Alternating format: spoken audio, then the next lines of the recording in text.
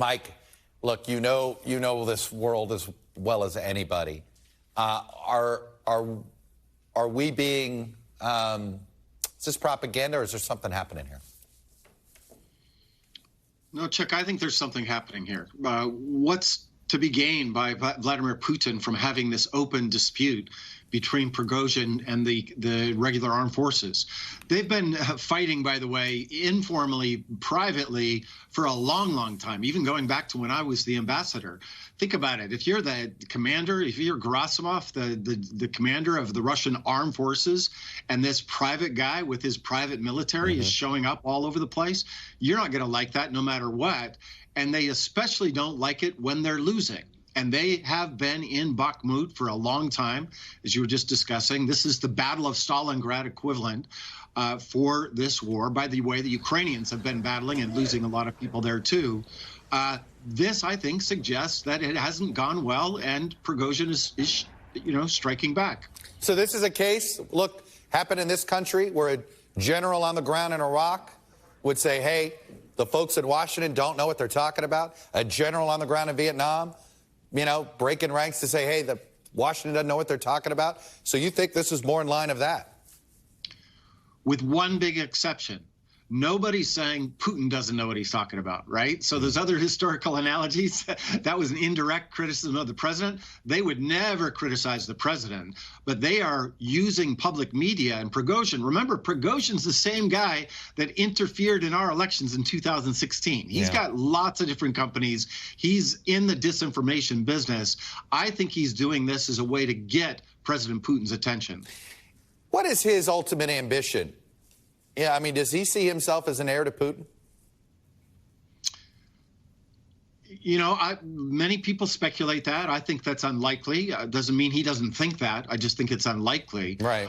His public posture has grown significantly in the last year and a half. Remember, he was always a behind-the-scenes guy. You're showing photos there that probably go back years and years because there were so few photos of him. Lately, he's been public, taking on the military, and he wants to be to the right of everybody, right? He wants to say if this war goes badly, and so far it is going badly, had I been in charge, had my guys been better armed, we could have won this war. And I do think that's setting him up for some political future that he wants to try. Well, do you think it's possible Putin fires his commanders and puts his chef in charge here? I don't. I think it's unlikely. I think he'll keep them around. Putin likes to keep his options open. He likes to keep people guessing. He's not going to just throw him under the bus, but I don't think he would overthrow Gerasimov and his defense minister Shoigu. Yeah. He's also a close personal friend of Putin. That, I think, would cause even more troubles within the Russian military, the conventional military. Right. Well, this is obviously, if this is real and this infighting is real, this is the time to strike. If you're the Ukrainians with your counteroffensive, they're infighting, they're not prepared. What's your sense? I mean, there's been some questions about whether Ukraine has enough to actually succeed in this counteroffensive. Well, first two things. It's coming. There's no doubt in my mind. I don't know when exactly, and I don't know where exactly. Everybody presumes they know where this is going to be. When everybody's saying they know it's going to happen, it suggests to me there might be another plan. But they are ready. They wanted more. They would like to be more prepared. They would like to have F-16s.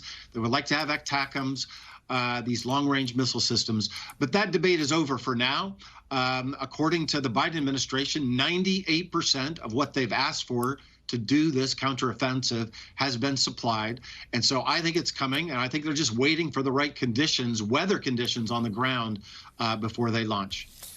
Mike McFaul, on what was quite a dramatic sort of 24 hours with what may be going on inside the Russian military circles. We shall see. It's great to talk with you, sir. And we didn't even talk about the drones, Chuck. That's I know. I'm sorry. That's so much is going on. So much. That's 3-day-old news, Mike. Come on now. Thank you, brother.